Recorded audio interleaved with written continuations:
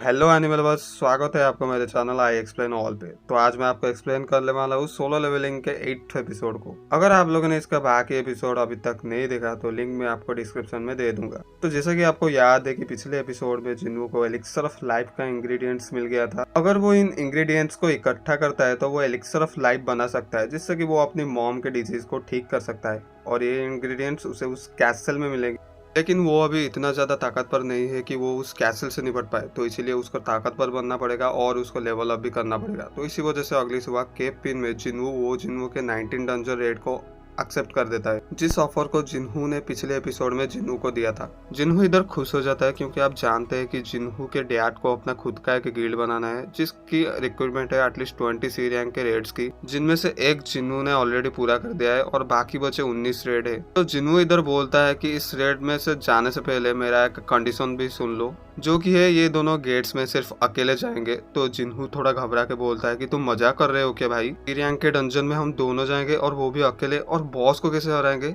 और वैसे भी सी रैंक के गेट्स के लिए मिनिमम 8 हंटर चाहिए होते। तब जिन्हो बोलता है कि हम हायर्ड हंटर्स से कोटा फिल कर लेंगे, जैसे कि हंग डंगसुक करता था। तो जिन्हो इस बात पर एग्री कर लेता है क्योंकि उसको अपने फादर को इम्प्रेस करना था बिना किसी इंजुरीज के गेट क्लियर करके। दूसरी ओर हमें चाय का सीन दिखाया जाता है, जो कि ट्रैक फील्ड पर ट्रेनिंग करके थकने के बाद वो जब यहाँ पे बैठती है तो उसको अपने आसपास कोई होने का एहसास होता है। जब वो उसे बुलाती है तो एक आदमी आता है जो कि यूजिन कंस्ट्रक्शन का होता है, जो कि जिन्हू की डैड के कंपनी का है। अब जैसे कि आपको पता है कि ये लोग यहाँ पे एस रैंक के हंटर को अप्रोच कर रहे थे अपनी गिल्ड के मास्टर बनाने के लिए। वो अपनी कंपनी का बिजनेस कार्ड देता है और गिल्ड मास्टर बनने के लिए प्रपोजल रखता है, पर चाहे उसे पोलाइटली रिफ्यूज कर देता है। और दूसरी सीन में हमें जिन्हू और उसके फादर का सीन दिखाया जाता है, जो कि हमें बताते हैं कि 10 साल पहले गेट्स दुनिया में आए थे और तब से ये दुनिया पूरी तरह से बदल चुकी है। चाहे वो इंफ्रास्ट्रक्चर हो या फिर इकोनॉमी, हर चीज उसके बाद से बदल गई है।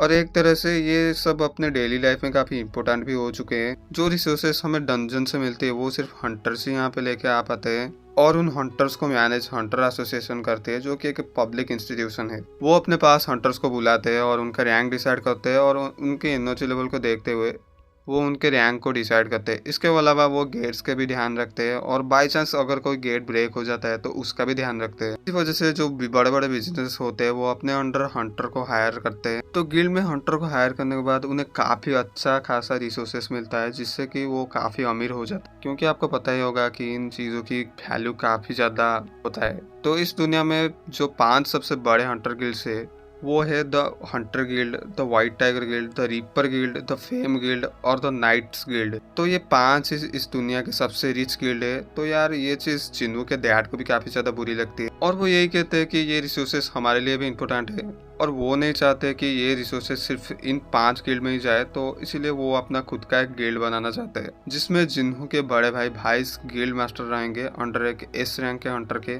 ये सुनकर जिन्हू अपने फ्यूचर के लिए और भी ज्यादा नर्वस फील करने लगता है। तो दूसरी सीन में हमें दिखाया जाता है कि जिन्हू अपनी डेली क्वेस्ट को कंप्लीट करने के बाद नोटिस करता है कि यार वो पहले जब एक्स्ट्रा भागा था तो वो काउंट हुआ था, पर अब काउंट नहीं हो रहा। तो इसका मतलब ये है कि उसको अब कर्स रैंडम बॉक्स का ऑप्शन जो मिला था वो भी अब नहीं मिलेगा। और यार जब वो अपना डेली क्रेट्स को ओपन करता है तो उससे उसको एक यूजलेस बिंगो कार्ड मिलता है, और वो अब लेवल 26 पर है, और वो सोचता है कि उसको कुछ ना कुछ करके अपना लेवल अप करना होगा। तो भाई वो और एक्सपीरियंस के लिए वो पेनल्टी जोन के सेंटीपीड को हॉन्ट करने का सोचता है, पर वो अपनी स्ट्रेंथ पर डाउट करता है। भले ही वो लेवल अप हो चुका है और उसका स्ट्रेंथ भी बढ़ गया है, पर उसको हराना तो ये यार कुछ थोड़ा मुश्किल ही हो सकता है। तभी उसे हंटर्स एसोसिएशन का एक नोटिफिकेशन आता है, जो कि एक अर्जेंट डी रैंक के रेड के लिए।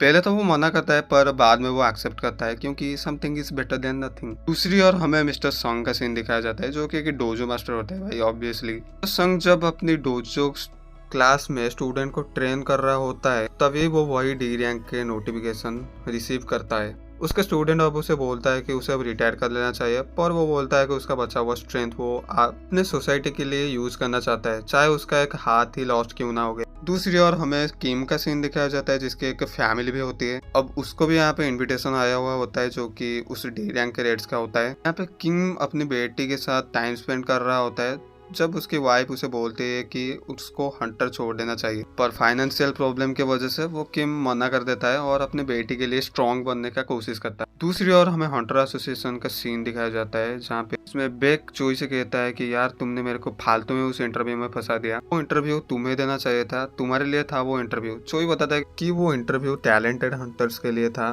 तो बेक इधर कहता है कि अच्छा कि तू समझ गया कि तुम बेकार हो। तो बेक और चोई यूजिन गिल्ड के बारे में डिस्कस करते हैं। चोई कहता है कि ये लोग अपना खुद का गिल्ड शुरू करने वाले हैं। तो बेक इधर कहता है कि ये बात मेरे को ऑलरेडी पता है, वो लोग मेरे गिल्ड को भी टारगेट करने की कोशिश कर रहे हैं। तो चोई कहता है कि यार ये बात तुम्हें पहले से पता थी, तो यार इसका मतलब ये है कि मैंने तुम्हारा टाइम बर्बाद कर। बेक इधर कहता है कि ये बात मुझे पता है कि तुम्हें ये बात पता थी कि ये बात मेरे को पता है मतलब कि चोई ऑलरेडी जानता है कि बेक को इस बारे में पता है। तो बेक समझ जाता है कि वो इसके लिए उसको तो नहीं बुलाया होगा। दूसरी ओर हमें जूई का सीन दिखाया जाता है जहाँ पे जूई अपनी माँ से फोन पर लड़ाई करती है क्योंकि उसकी माँ उसे घर लौटने के लिए बोलती है और वो बोलती है कि हंटर बनना तुम्हारे बस की बात नहीं है, तुम घर पे आके हमारा बिजनेस संभालो। तुम जबकि एक बी रैंक के हंटर हो और तुम्हारे जो कॉम्पिटिटर है वो तुमसे कई ज्यादा ताकतवर है।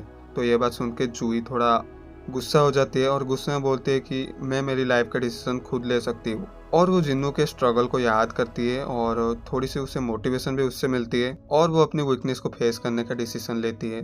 तब उसको भी वही सेम डी रैंक का नोटिफिकेशन आता है। अगले सीन में जब यहाँ पे चाय आ रही होती है तो सामने से बेक आ रहा होता है और वो भी इधर चोई से मिलने ही आता है और चाय भी इधर चोई से मिलने आई थी। वो आके चोई से मिलती है और उसे इन्फॉर्म करती है कि आज एक स्काउट ने उसे अप्रोच किया था जो कि यूजिन कंस्ट्रक्शन से था। वो चाहते थे कि चाहे उनके गिल्ड का एक गिल्ड मास्टर की तरह ज्वाइन करे। तो चोई यहाँ पे कहता है कि अच्छा क्या हाँ बोल दिया। तो चाहे इधर बोलती है कि उसने मना कर दिया। तो चोई यहाँ पे कहता है कि अच्छा किया कि तुमने उन्हें मना कर दिया। और चाहे इधर बोलती है कि मैंने आते हुए बेग को इधर देखा था। तो तुम लोग यहाँ पे क्या बात कर रहे थे? तो वो दोनों एक्चुअली जेजो आइलैंड के बारे में बात कर रहे थे और डिस्कस कर रहे थे कि उसको कैसे रिक्लेम करे। तो चोई इस वजह से बेग को इधर बुलाया। दूसरी ओर हमें एक बंदे का सीन दिखाया जाता है जो कि ये कहता है प्लीज मैं तुमसे भीख मांग रहा हूँ कि उन्हें मरना ही होगा। अब पता नहीं ये कौन है। एनीवे यहाँ पे संडे का सीन होता है और जिन्नू इधर से जा रहा होता है और वो कहता है कि मैं बाहर जा रहा हूँ। तो जिन्ना यहाँ पे कहते हैं कि आज छुट्टी के दिन तुम कहाँ जा रहे हो और आजकल तुम काफी बिजी हो गए हो, ये मानना ही मुश्किल हो गया कि तुम पहने वाले जिन्नू हो, लगता है कि तुम्हारा ट्रेनिंग काम में आ रही है। तो जिन्नू कहता है कि वैसे भी हम एक अच्छी खासी लेवल में आ गए हैं तो ये तो अच्छी बात है ना, चिंता करने वाली कोई बात ही नहीं है। ये कह के जिन्नू यहाँ से निकल जाता है और वो अपना सामान भी नहीं लेके गया होता है। तो जिन्ना उसे याद दिलाता है लेकिन वो यहाँ से चला जाता है। तो अब मैं आपको बता दूं कि मिस्टर संग एक स्वॉर्ड्समैन है और वो ये कहते हैं कि यार उसका जो भी स्किल है स्वॉर्ड्समैन का वो मैजिक बीस्ट के आगे यूजलेस है और उसका कोई मतलब ही नहीं है। वो बात अलग है कि अगर वो फिर से अवेकन हो जाए तो कुछ हो सकता है। तभी उसको अपने सामने जिन्नू दिखता है और उसको देख के वो शॉक हो जाता है एकदम से और वो ये देख के सोचता है कि यार ये तो बिल्कुल ठीक है और उसका पैर भी जो कट गया था वो भी ठीक हो गया है और वो पहले से कितना चेंज हो गया है एक महीने के अंदर ही।